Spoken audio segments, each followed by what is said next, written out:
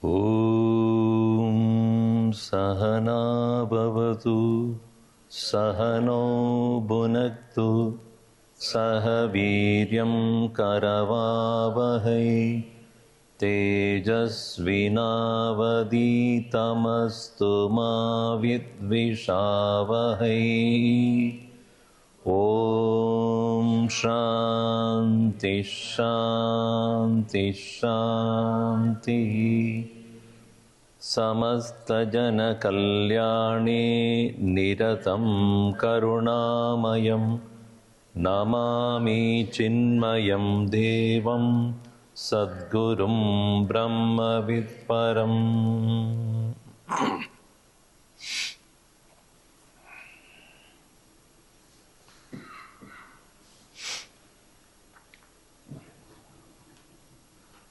I'm so happy to start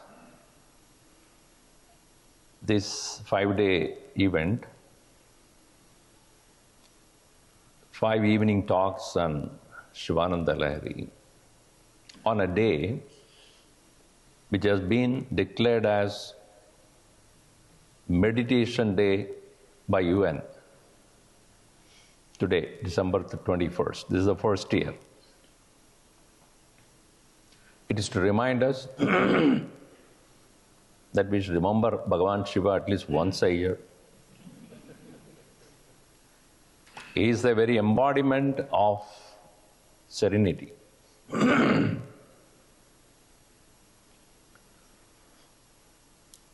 So this text that we are going to cover, Shivananda Lahari. I am not able to get a feed.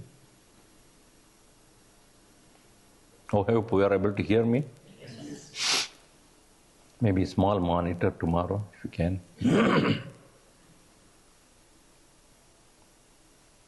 Shivananda Lahari, composed by Adi Shankaracharya. Bhagavan Adi Shankaracharya is known for his philosophy of Advaita. A great philosopher, but at the same time, he was also a great poet. Gurudev used to say such a combination of being a poet and a philosopher is a very rare, because one requires very sharp intelligence and another requires very soft heart. The combination of heart and the head, it makes a person a complete sadhak. One must have love for Bhagavan. At the same time, one must stick to what is known as the absolute truth.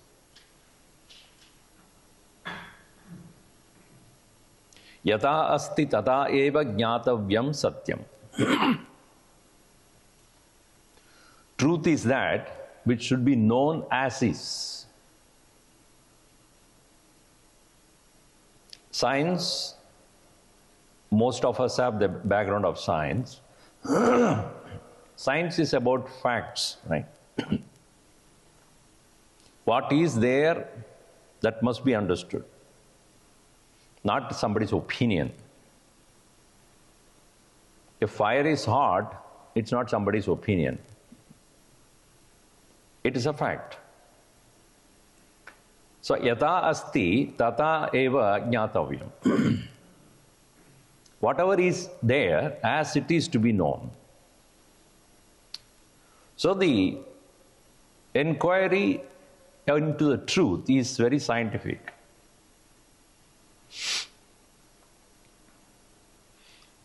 Just like our material scientists would like to know the cause of everything so that they can determine and classify the nature of things that we experience. Liquid as liquid, gas as gas, solid as solid. So the characteristics of a thing can be known only when we know the qualities or the features of the cause.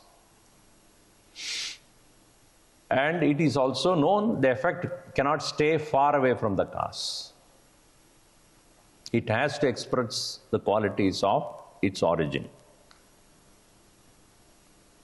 And that is how science classifies the things in this world for us to understand after experimentation, and so that we can predict things. The whole idea of science is we should not live in an unpredictable world. When we know things as they are, we can predict them as well. This is how it will be. Fire will be hot. Whoever touches it, wherever one experiences it. It's not be otherwise. Sun is light and heat. It cannot be otherwise. So we can predict when we know the nature of a thing.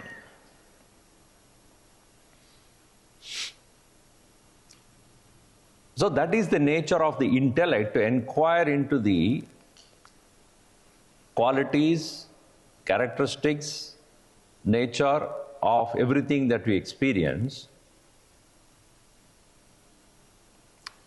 Thereby, we can plan our life. To a larger extent, we do plan our life based upon available facts, available information. If I have to come to your home, first of all, I will ask how much time it will take, not how far it is. It may be next road, it can be a few blocks from here, but it depends upon the traffic. So nowadays we don't say 5 miles or 10 miles. 20 minutes drive on a traffic time. 10 minutes drive on an early morning. So why do we say that? Because we want to predict how much time it will take for me to go there. Again, assuming that you are coming in a car. 20 minutes, Swamiji. By walk? No, not by walk. If you come by a car which is driven by a person who knows how to drive, sometimes I ask this question, how far is the airport from here? 25 minutes. Who is driving? Next question. Which car is that?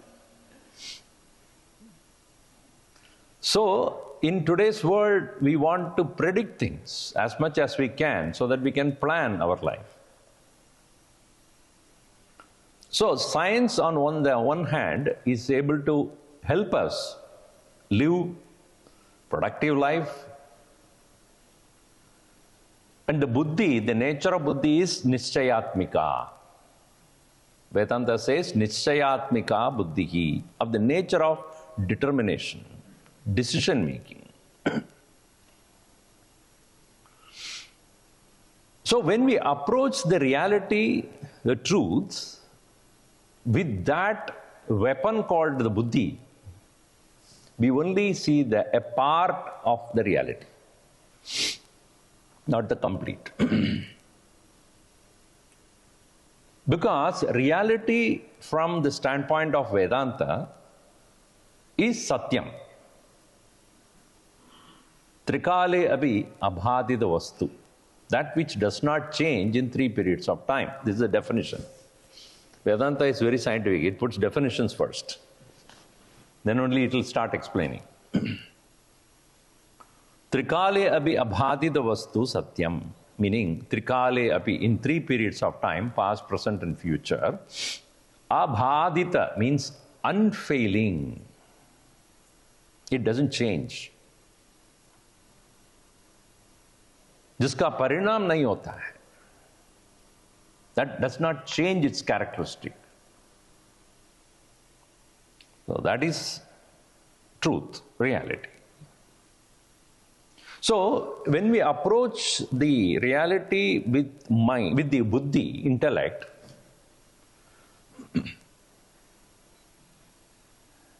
it sees things as it is. Upanishads say that you must recognize and realize the reality, the truth as is. Yata asti. But the approach of the bhakti, approach of the path of devotion is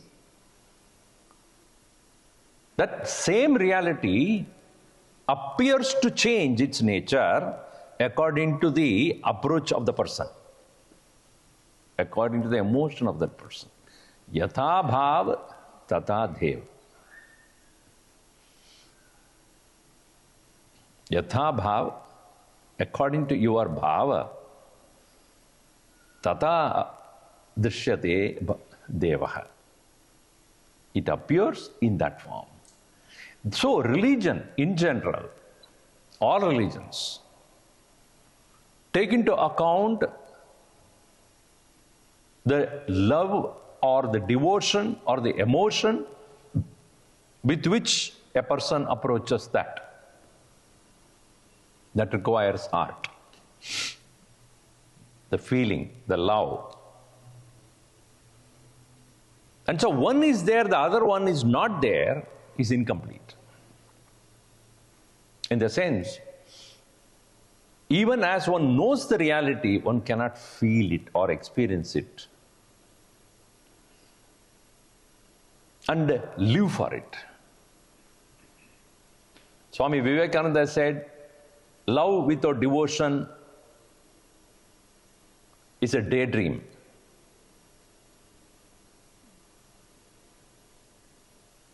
Love without, what is that I said?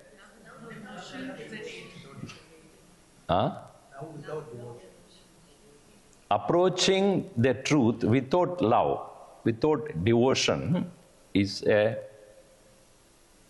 incomplete, in the sense mere love without understanding the truth is a daydream.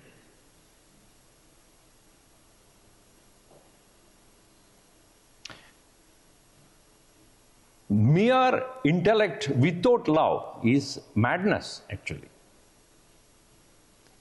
It only creates a dry heart. Whereas the love by itself is also incomplete because of the changing nature of the emotions. That is why mind is what is known as samshayatmika, of the nature of doubt, because oscillation. It's a peculiar combination that Shankaracharya has, that he has love but steadiness. Bhava with satyata. Devotion with determination. In the seat of meditation, one should have a clarity about what one focuses on, but at the same time, one should have a loving approach towards that.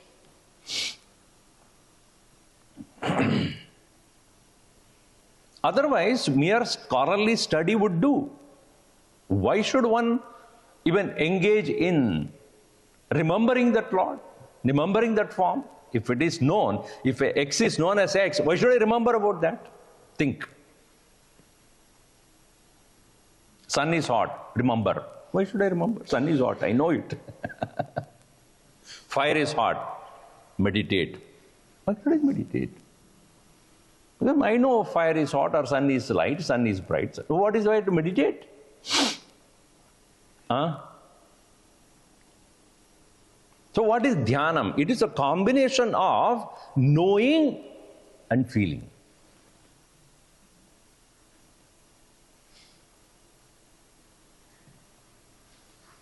And without knowing, when you start only feeling, you will be remaining in a state of dream without further proceeding towards it. That's what happens to people. Oh, they may have love for Bhagavan and they approach it with great love, no doubt, but without knowing its nature, without knowing what I am thinking about. At morning also I was telling, Mayeva mana adatsva, Bhagavan says, keep your mind in me, my buddhim niveshaya. Buddhi also in me only. Then only you will stay with me. You need the mind to feel, you need the buddhi to understand. Both should be together when it is brought, that is dhyanam. Bhagavan Krishna also says, jnana dhyanam vishishyate. क्यों होता है ऐसा? He says, then dhyanam vishishyate. Then knowledge, meditation supersedes. Shreyo hi jnanam abhyasat. Jnana dhyanam vishishyate. In 12th chapter. Merely knowing is not sufficient, start feeling for it.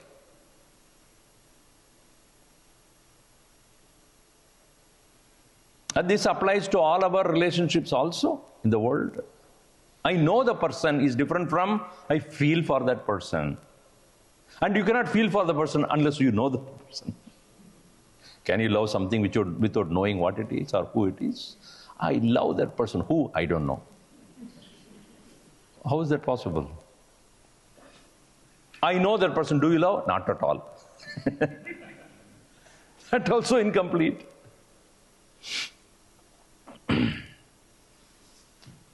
So, merely an intellectual approach is incomplete.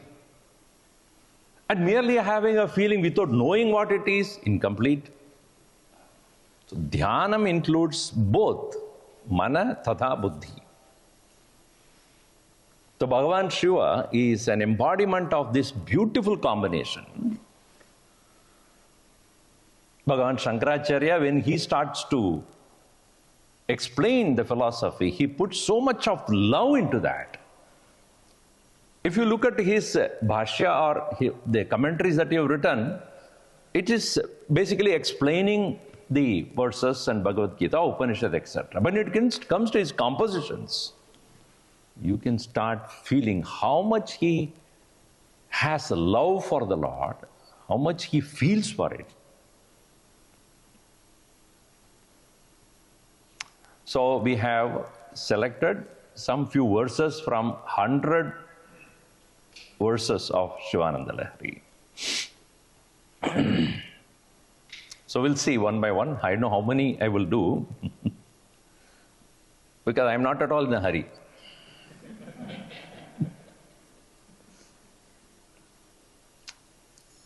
Last week I was in Portland and a few days back. I was covering Mukundamala. I said, I'm not going to finish.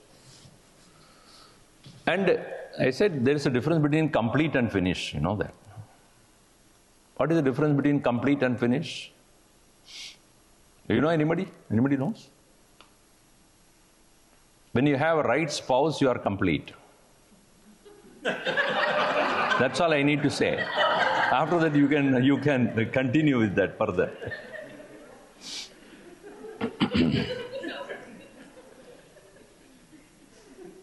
I didn't say, you laugh, whatever was the reason you laugh. I have no idea why you are laughing.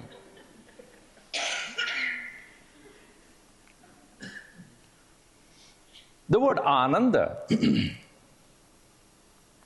is specifically addressing the blissful nature of the self. We have the word sukham. All of us know sukha, happiness. The word sukham, actually, I have explained earlier also in another session here only. The word sukham has the word come in that. Come means space.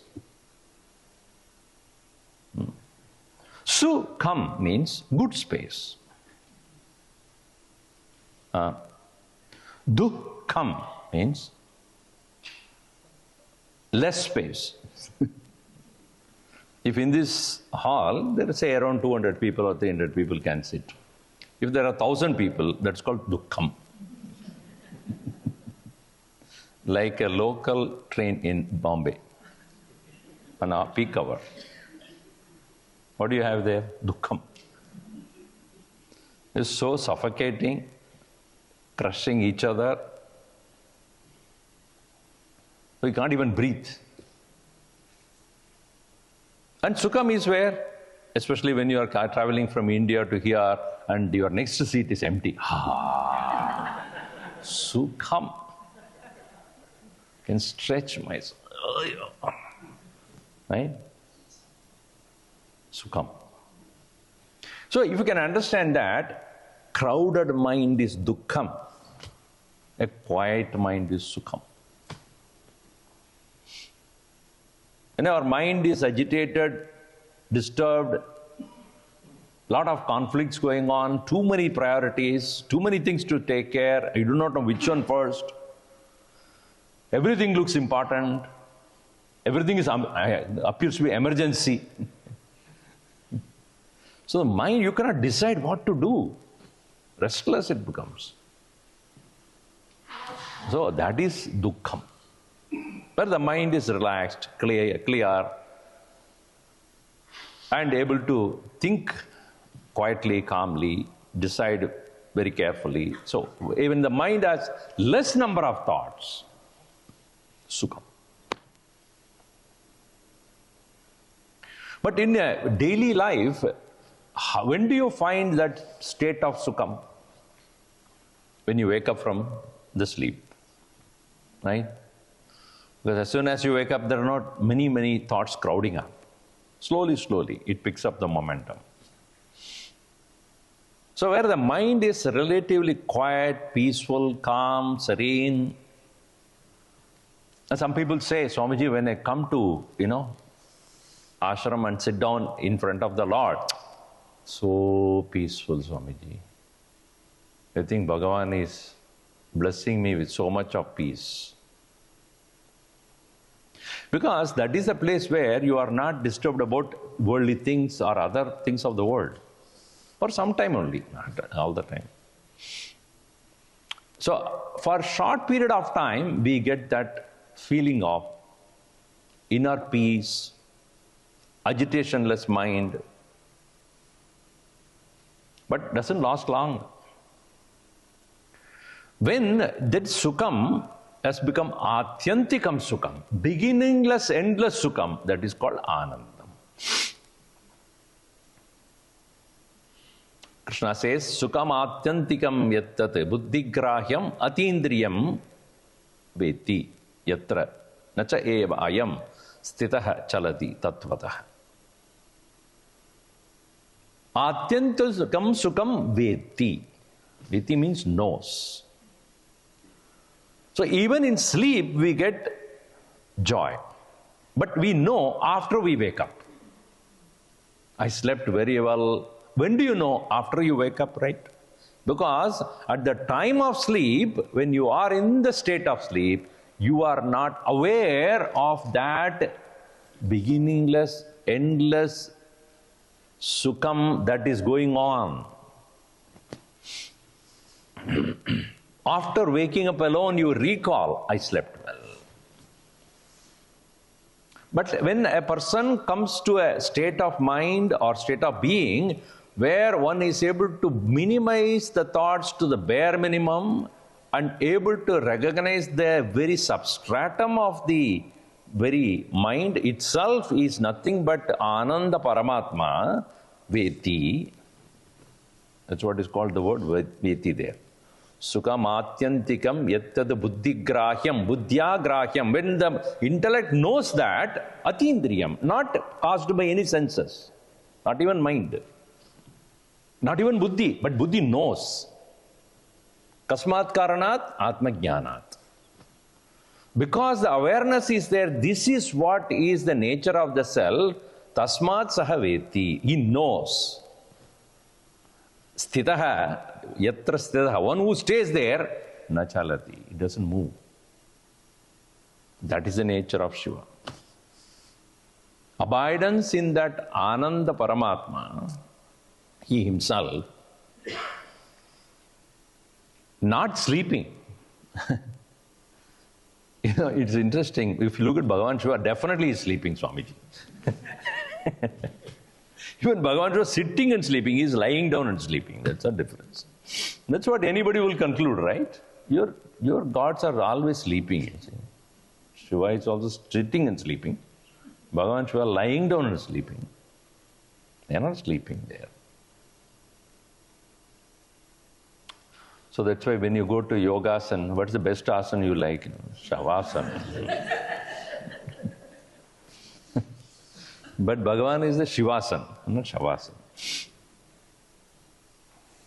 He is steadily in abidance in that substratum called the Paramatma, the Ananda, which knowingly being there, not unknowingly.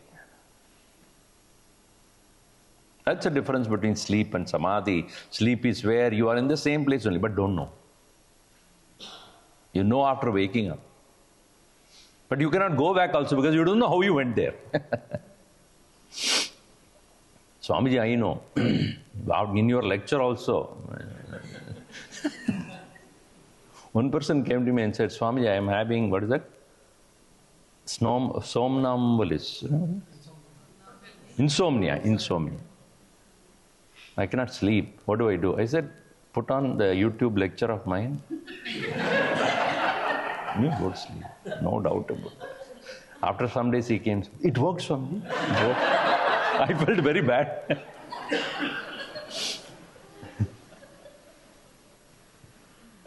So, you can go to sleep and enjoy it, but then it is not only temporary, first of all. You cannot all the time sleep. Secondly, you are going blindfolded. You do not know how you went there into that state. But in the nature of samadhi is where you consciously, awarefully, quietening your mind, reducing the thoughts to the bare minimum, discovering the endless, beautiful substratum called the Ananda, which is the nature of the Lord, residing in your own heart, available all the time. You plunge into that, knowingly. That is Shiva Ananda. It's a Lahari.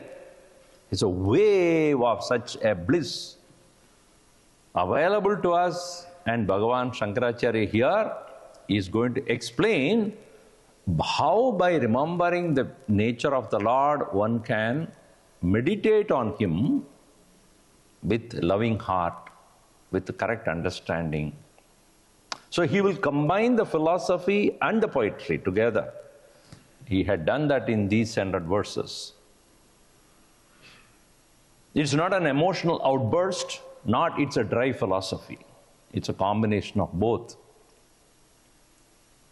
So he begins with verse number 1. We read that. I think it is there already on screen. I'll chant and then you can follow that. Kalabhyam chudalankrita shashikalabhyam nijatapaha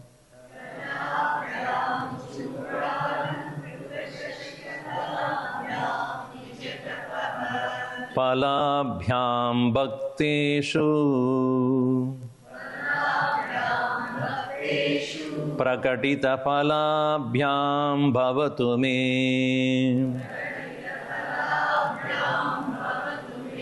Shivabhyamastoka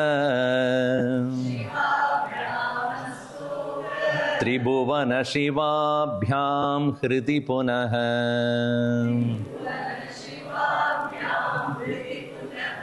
Bhavabhyamananda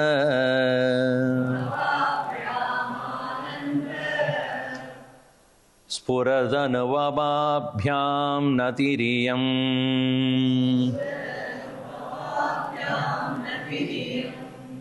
Kalabhyam Chodalankritasashikalabhyam Nijatapaha Phalabhyam Bhakteshu Prakatita Phalabhyam Bhavatu Me Shivabhyamastoka Tribhuvana Shivabhyam Hridi Punaha Bhavabhyamananda Spuradhanubhavabhyam Natiriyam.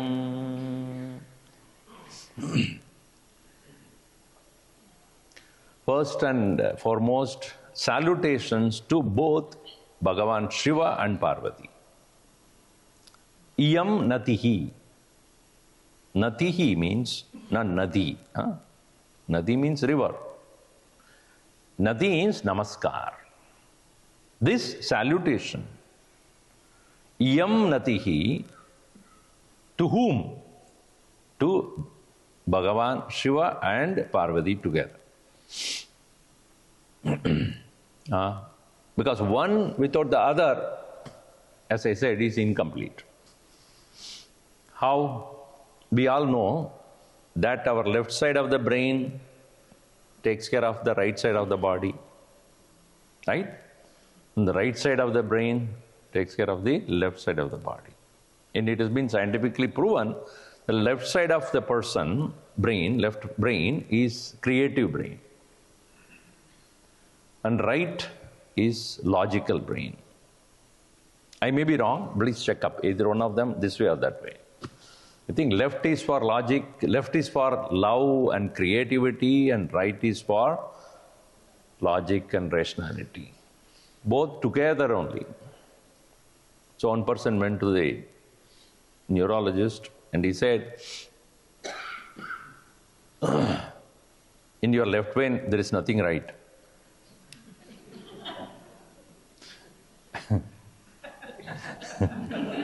I didn't say anything further. You are laughing. In your left brain, there is nothing right. And in your right brain, nothing is left.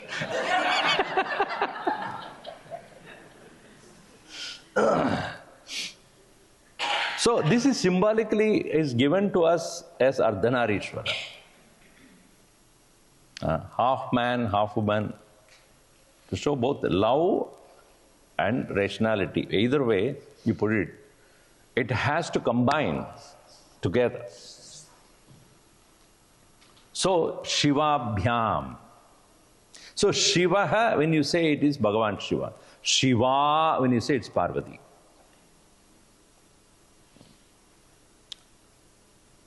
It's such as Krishna, when you say it is Bhagavan Krishna. Krishna, when you say it's Draupadi. So here, Shiva, Shivabhyam, of the nature of auspiciousness, including both Bhagavan Shiva and Parvati.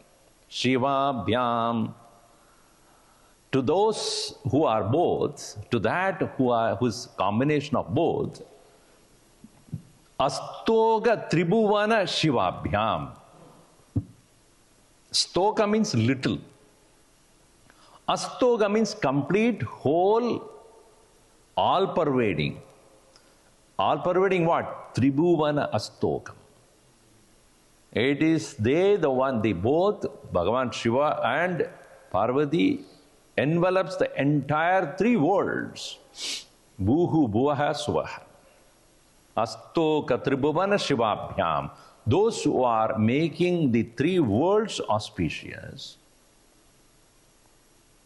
Now, in the Vedantic terms, what we can see as, one is referred as Kshetram, another is called Kshetrajna. Bhagavan Krishna explains this.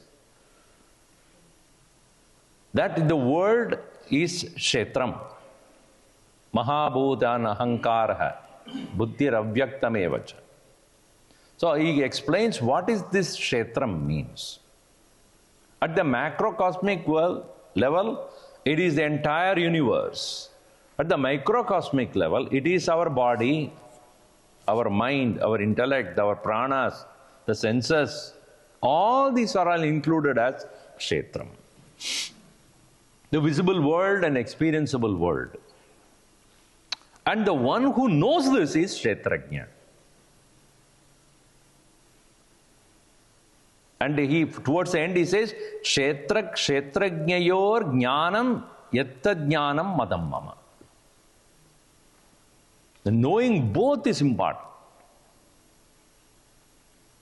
Kshetram tada kshetrajna. Both.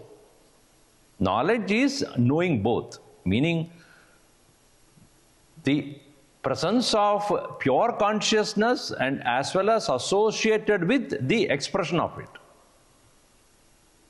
In the three words, that was Triloka, Tribhuvana Shivabhyam, and this very same Bhagavan Shiva and Parvati alone are appearing in the heart as Hridipuna Bhavabhyam. In one's own heart, Hridi, Bhavabhyam, they appear to be repeatedly present there.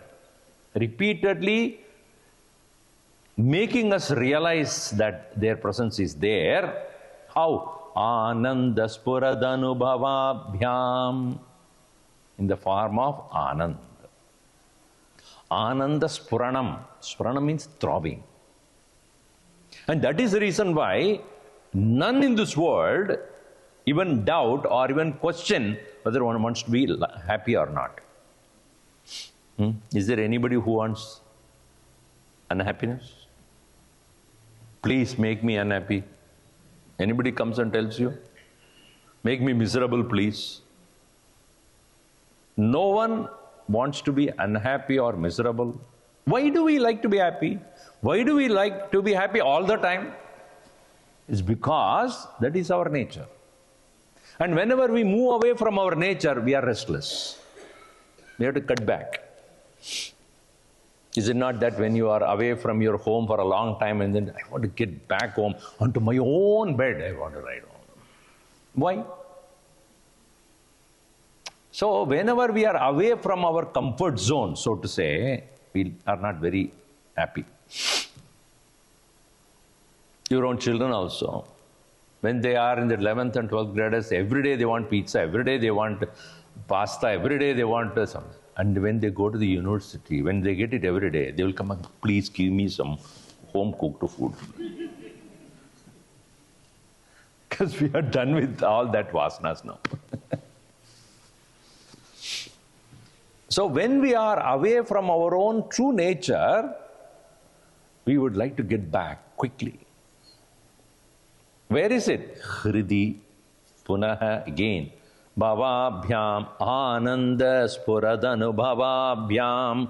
To that very one, nati iyam. In other words, my salutation to this, Parvati and Parameshwara, who are the ones who envelop all the three worlds with their auspiciousness, and they themselves are present in my own heart all the time in the form of continuous presence of Ananda.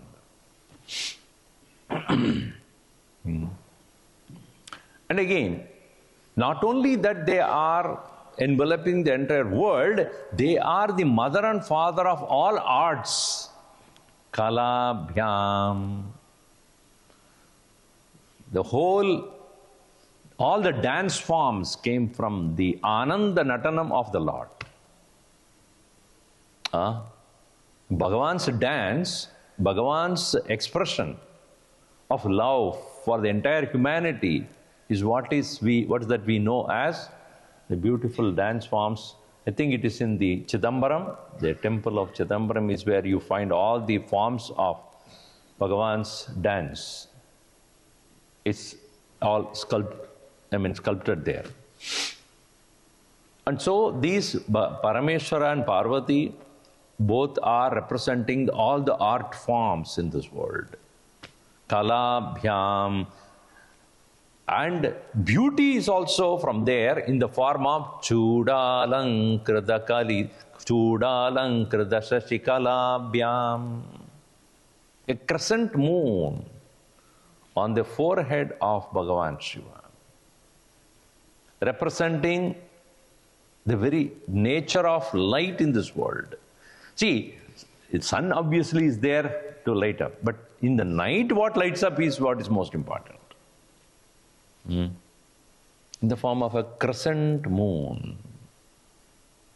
The crescent moon outside in the world which is lighting up the night is representing internally in our microcosmic world the presence of mind. And the presence of mind should be like that of the crescent moon, then only it's beautiful. In Bhagavan Shiva's forehead, it is a crescent moon, not the full moon. Crescent. What it means? Minimum presence of the mind. As I said, even he's sitting there, closing his eyes, he's not sleeping, not he's awake. Why? There is a simple, small presence of the mind. That's why it's called Soma, Soma Ishwaraha. Soma means, two meanings are there. Soma is also moon. Soma also means Sauma. With the Uma, it's called Soma. You might have you might remember the Manasa Puja of Shiva. Shiva Manasa Puja. How many of you remember? Atma Tvam Girija Matihi. You are Atman, the mind is Girija.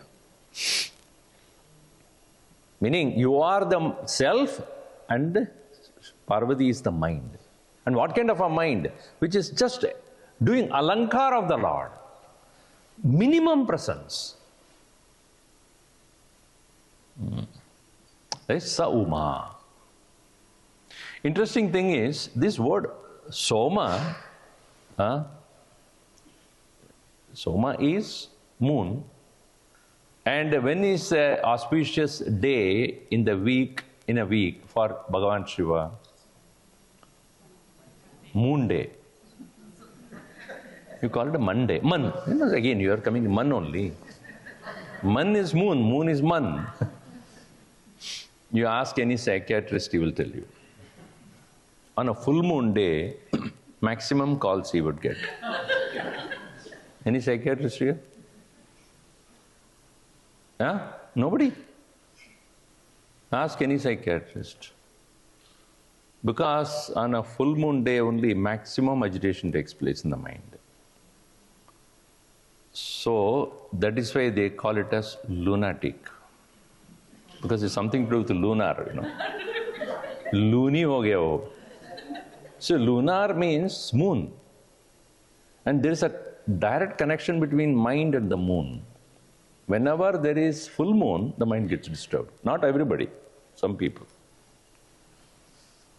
That is what is called Soma. That's why it's called Somvar. That is what it's called moon. That's called Man. So its connection is full, complete now. So Bhagavan Shiva has got a thin presence of the mind. Just like as I said, in the state of sleep, mind is also absent. In the state of samadhi, mind is present. As consciousness is present in the form of the mind only to record the presence of consciousness as bliss. Which is what you recall, next day I slept. If there is no record of that event, you would not know. There's a big discussion on this subject matter in Dakshinamurti Stotram. Anyway, I'm not going there.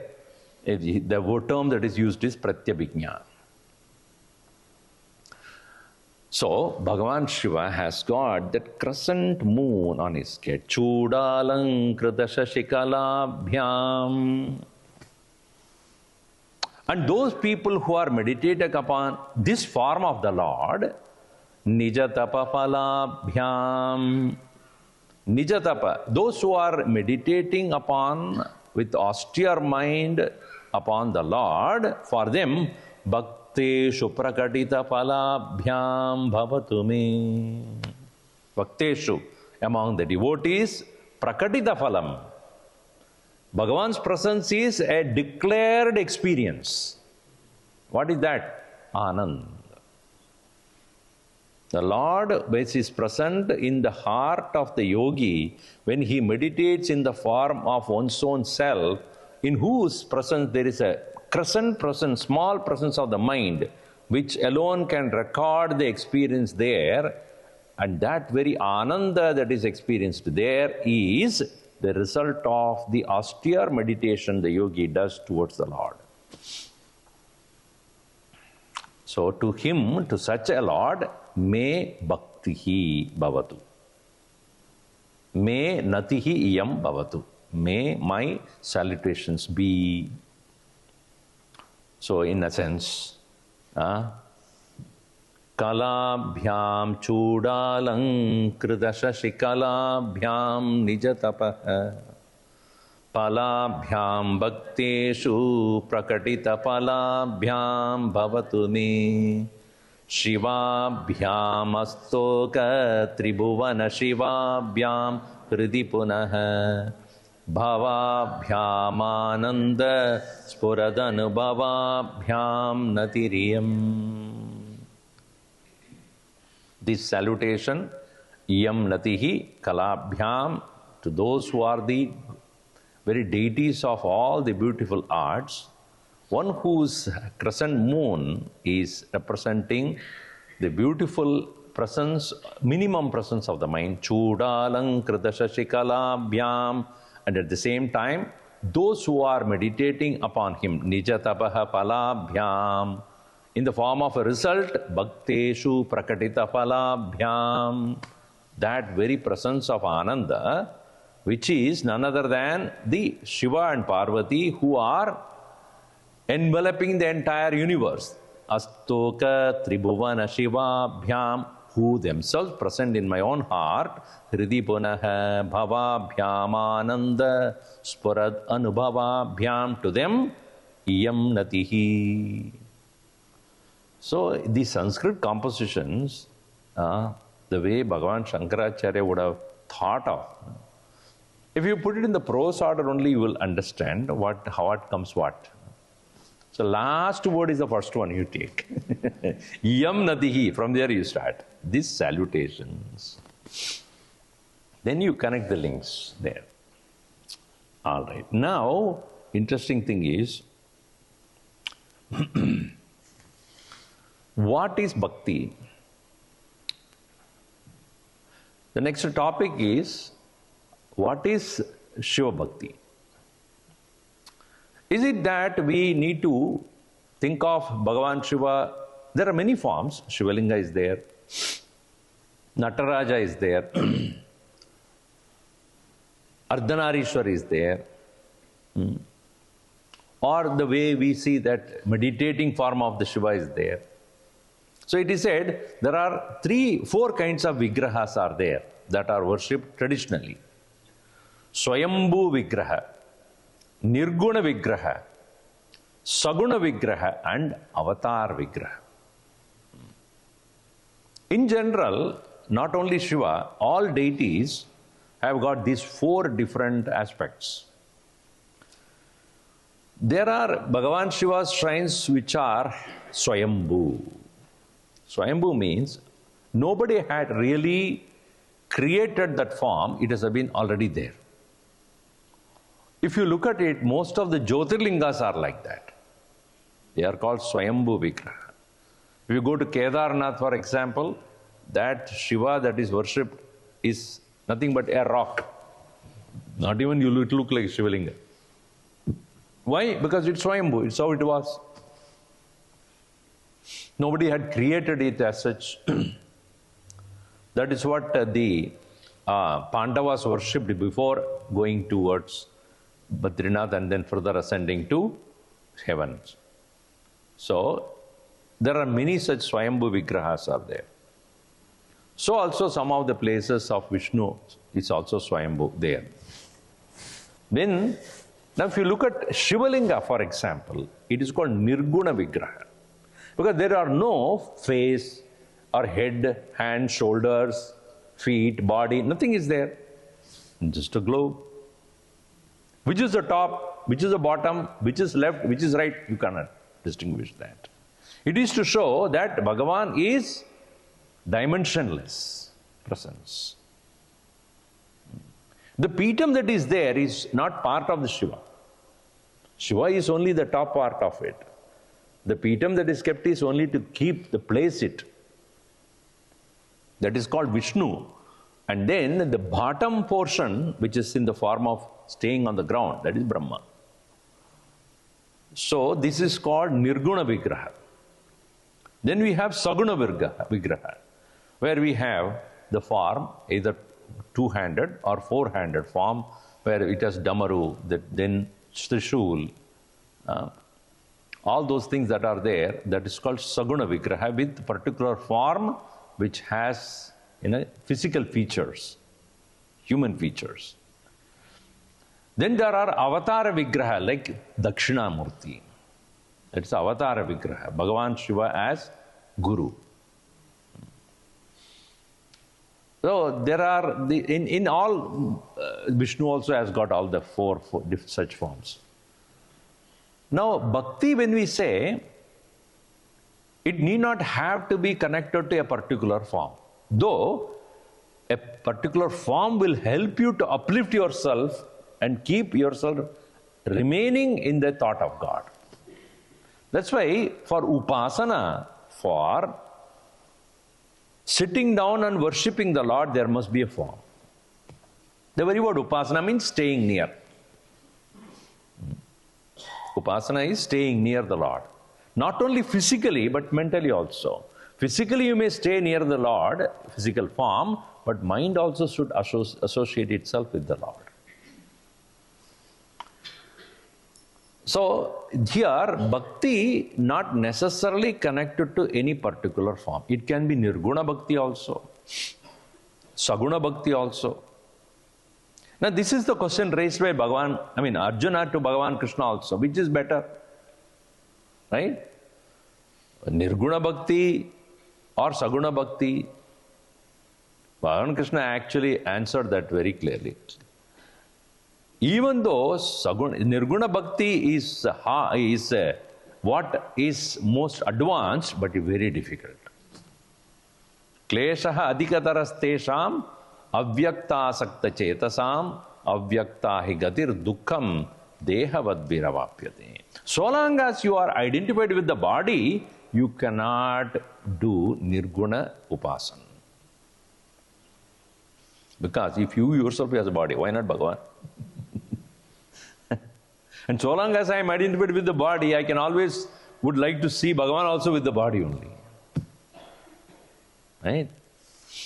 Once you don't identify, less and less you identify with the physical features of yours, then your mind may be uplifted to subtler levels of devotion to Nirguna or characterless, formless presence. So Bhakti by itself is not directly connected to any form, but it helps. In the beginning stages, we all need support, maximum support. For our mind to remain steady, we need maximum support. But devotion is identification. Simply put, Tadatmyat Bhaktihi. Tadeva Atma idi Bhav. That alone is the true, real nature of mind. This is called Tadatmyam. Tadatmyam means that identification with the Lord. So here is a beautiful verse. Now from verse number 1, I am jumping to 61. Because based upon the topic, which will be of interest. So here Bhagavan Shankaracharya gives beautiful simile. Upma. It's called not upma, upama. Suddenly you remember upma and all that. Upama. Upama means simile. Upa means near. Ma means to measure. So where two things you want to compare, you bring them together. This is like this. Upa. Upa means bring it closer. Ma, to measure, to analyze. That's called upama. So here he is giving beautiful examples to tell us what is bhakti. Ankolam nijabida santatihi ayaskanto palam suchika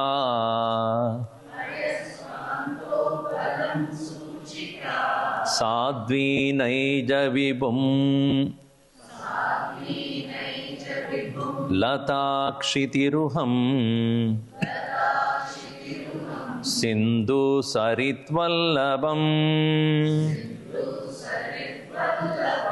prapnoti hayatate pashupate Padaravindadvayam Cheto vrittirupetya tishtadi sada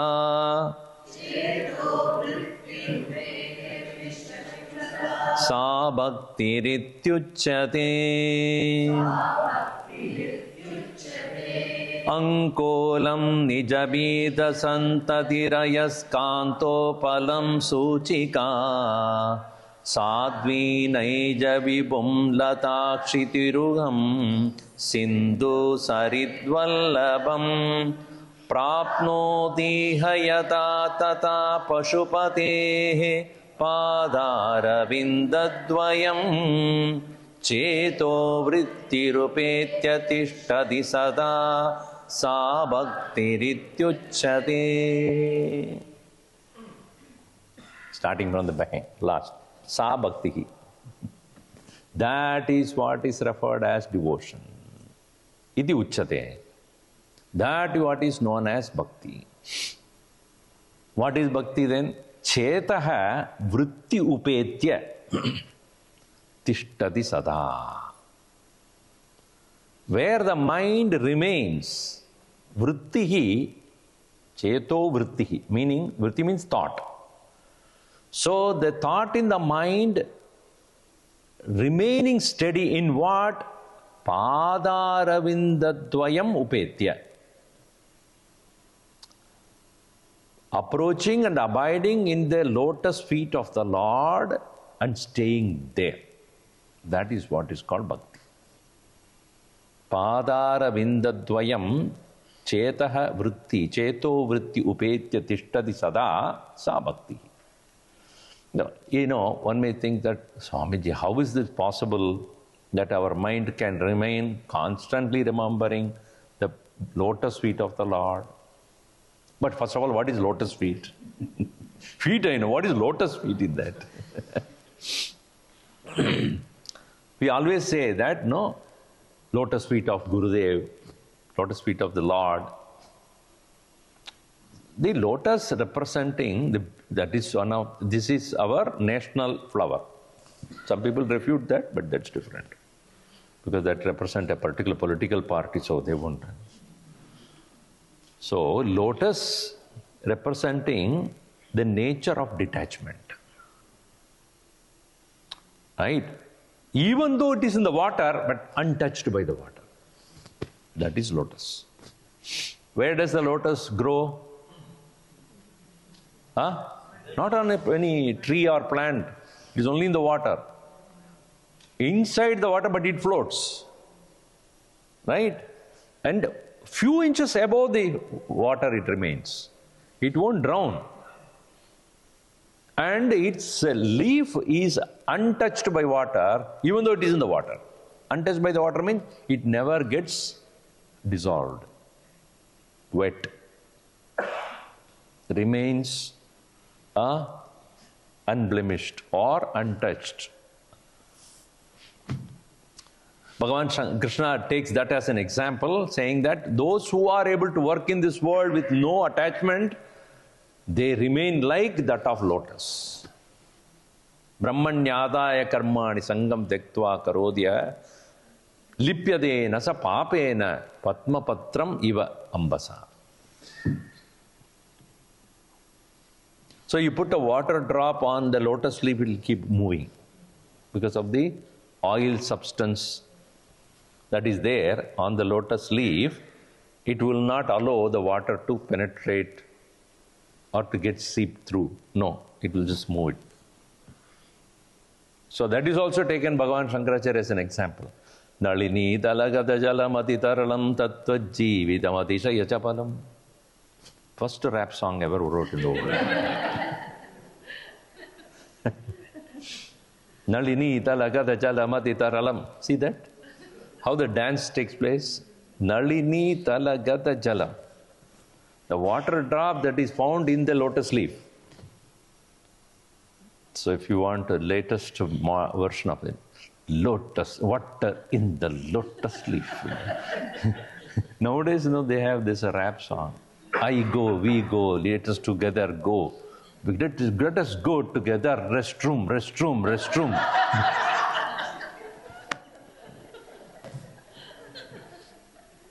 Anyway, Nalini dalagada jala mati tarala. Mati tarala means it is so unsteady. Tattva jividamati shayachapalam. In the same way, the life is also so uncertain. Viddivyata bhimana grastam lokam shoka hatam cha samastam. See? What a rap song. Wow.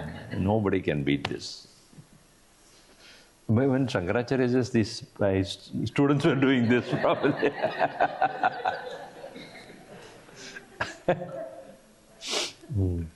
So, lotus, just like it is not affected by the water on which it is there, so too, Mahatmas live in this world, but not at all affected by what happens in the world. That's why their feet is referred as lotus feet. Lotus also represents the seat of knowledge. Saraswati remains there. Lakshmi stands on there. So that is to show that the feet of Guru is the feet of knowledge. The knowledge on which he is staying. So Bhagavan's feet is Pada Aravinda, lotus feet. Dvayam, two. So Badara Vindadvayam Cheto Vritti Upetya Sada Tishtadi Sa Bhakti. Where the mind is able to remain at the lotus feet of the Lord, that is called really Bhakti. So he doesn't refer to any particular form. See that? Whose feet? Pashupatehe. Pashunam Pati. The Lord of the Pashu here means all living beings. We are also Pashu only. So Pashu literally means animal, but we are also Pashus only. Because the very meaning of Pashu is Pashyati iti Pashu. One which sees, one who experiences the world. So we are all experiencers of the world. So Pashupatehe Padara Vindadvayam Cheto Vritti Upetya Tishtadi Sada Sa Bhakti Rityuchate. That's what the main point. Now, how does the mind remain at the feet of the Lord? This is the main point. How? That is Bhakti. You said it is Bhakti, all right. But how? Give me example. So it is said that there is a tree, it's called Ankola. And the tree, when it sheds the seed, during the season when it sheds the seed will come out of the tree and fall on the ground, but it will not remain. Immediately it will go back to the tree. Very interesting. We have not seen that kind of a tree, but there is a tree like that. Ankolam nijabida santati. So nijabida swanibijam. Santati means the, santati means where it follows back, goes back to the same tree only. It doesn't stay away from the tree for too long. In that Ankola tree, just as the seed that comes out of it do not remain, stay away from that very tree itself, as soon as it is delivered, it goes back to the same tree. In the same way, the mind must not remain too far away from the Lord.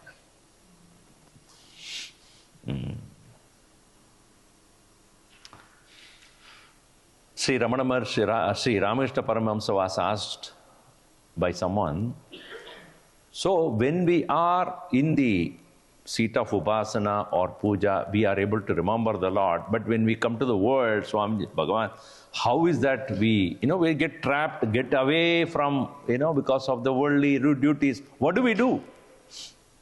So he said, you have two hands. One hand you should always hold on to the Lord, with the other hand you work.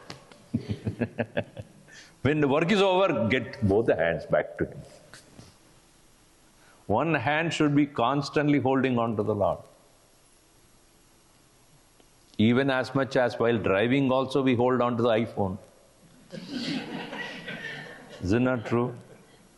A phone never becomes a part of our own. You take that even to the places where you don't take anybody else. Restroom. Even while taking shower, there is a place where you can put that you won't get the water then. So this, our addiction towards that mobile phone, how so? Addiction means what? Continuous attention on that. In the same way, as much as we get addicted to such gadgets, we cannot live. Think about live with phone. God, what will happen to me? No phone. We have lived without phone for many years. How many of us were born with the phone? At least in this generation, right? I'm not talking about this generation. Without phone itself, not forget about cell phone. No phone at all. But what happened to us? Nothing. We also survived. Because many people think that phone means emergency. Somebody calling means it's emergency. It's not necessary. Somebody is requesting your attention. That's all it is. And you, oh, what? How are you? For this, so even when you're conversing with somebody interesting, important, phone, some people have the peculiar, hello? Yes, hello? So many people are, they just go out to the next room if you want to talk to. Totally disregarding everybody here. See, just like one part of our personality is connected to that, so Bhagavan says same way. Ramakrishna Paramahamsa said, one hand on the Lord all the time. Just like that very Ankola tree from which the seed, as even it goes away, it comes back. Ankolam nija santati, nijabi jasantati. Another example. Ayaskanto phalam suchika. We all have played this, where we have put iron filings on a paper and below we have used magnet. And when you move, they dance also on the top, right?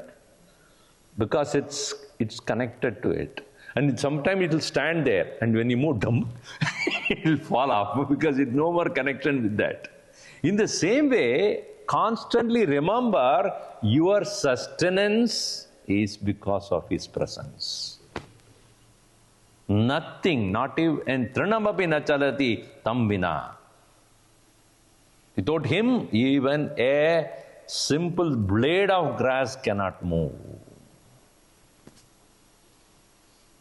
This is a question raised in Kenopanishad also, no? Keneshitam patati preshitam manaha kena prana pradama praiti yuktaha kenishitam vacham imam vadanti chakshusrotram kavu devo yunakti shrotrasya srotram manaso manoyat. So he says, mind of the mind, ear of the ear, eye of the eye, speech of the speech. What is that? without which it cannot work.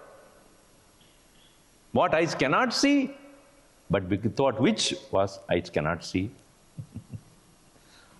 What speech cannot speak, without which speech cannot speak. Ears without which it cannot hear, but it cannot hear it. Just like the iron filing is dancing about and loses itself in the absence of that. Ayas means iron. Iron. Ayaskantopalam. Kantopalam means that magnet. Ayaskantopalam. Ayas chuchika. Chuchika means the needles. So, without the iron, without the very power of the magnet, even the needles made of this iron cannot have any movement. It will lose itself. In the same way, one must remember the Lord as the very substratum of one's own presence. That is bhakti. Third example, sadvinaija vibhum. This refers to the olden times, how wife is waiting for the husband. Sadhvi, a woman of the house, dedicated to her husband, naija vibhum, nija vibhum, swavibhum.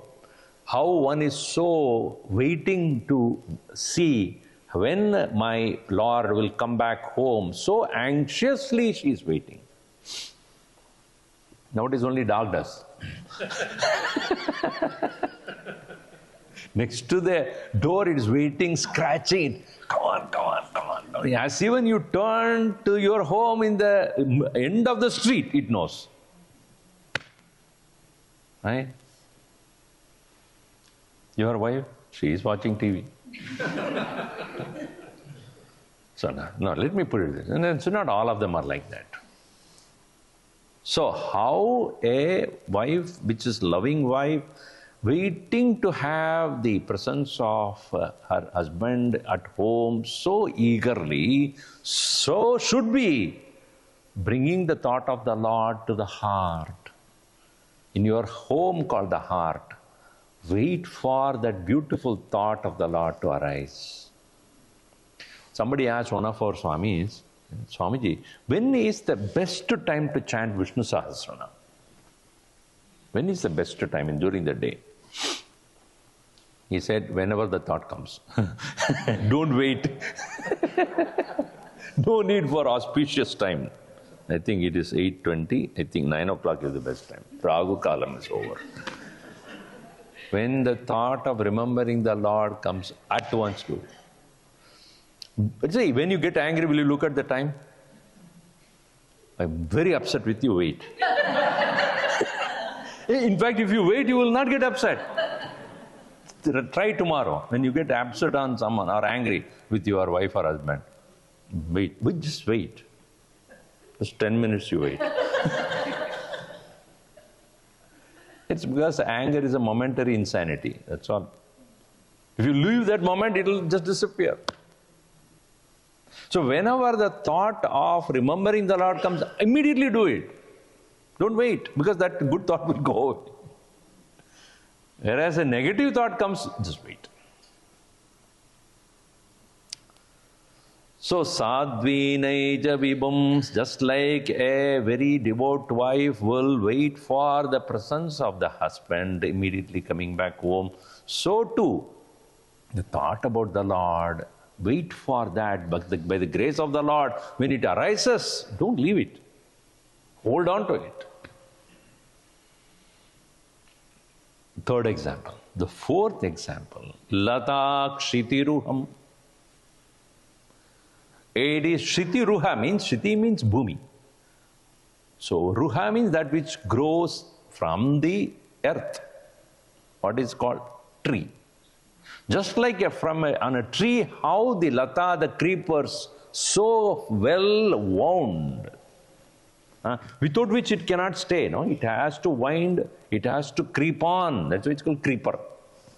They creep on the trunk of the tree, so too one should hold on to the Lord for one's own every breath, because every breath is because of His presence. The very life itself is derived out of, just like the lata, the creeper exists and sustains because of the energy and life that it takes it from the very tree itself. Lata kshitiruham. One more example. Sandhu sarit vallabam. Sindhu sarit vallabam. Like the river going back to the ocean. Sarit vallabam. Prapnodi. Prapnodi should be understood as everything. Like Angolam nijabita santadi prapnoti. Ayaskanto phalam suchika prapnoti. Sadvi naija bibim prapnoti. Ladakshitirugham prapnoti. Sindhu saritvallabam prapnoti. Prapnoti means obtains, reaches. Just like the river finally reaches back to the ocean, losing its individuality. Whether it's Ganga, Yamuna, any other thing comes, but once it reaches the ocean, no more you can distinguish one from other. So too, one should merge into the Lord and lose one's identity, Nama, Rupa. I am nobody in front of Him. I have no particular individuality, ego, so and so, identification, all is lost. So too, everyone who is truly identified with the Lord will lose their individuality. So that is the reason why when a river enters into the ocean, there is no more rivers. It cannot come back. River becomes no river. Rivers become no rivers, right? It cannot get back to the same form. It's gone, merged, lost itself. So how many examples he was given? 6. 5 or 6? 5. Thanks God. That I have checked your math also. Ankolam nijabida santati. Ayaskanto phalam suchika. Sadvi naija vibum. Latakshitiruham. Sindhu saritvallabam prapnoti. Iha means in this asmin loke. Tata, yata, tata. In the same way, one should have one's mind attached to the Lord's feet always. Pashupatehe padaravindatvayam cheto vrittirupetya tishtati sada sa bhaktirityuchyate. So he's not referring to any particular physical form where the mind is associated with the Lord, identified with the Lord. That is called bhakti.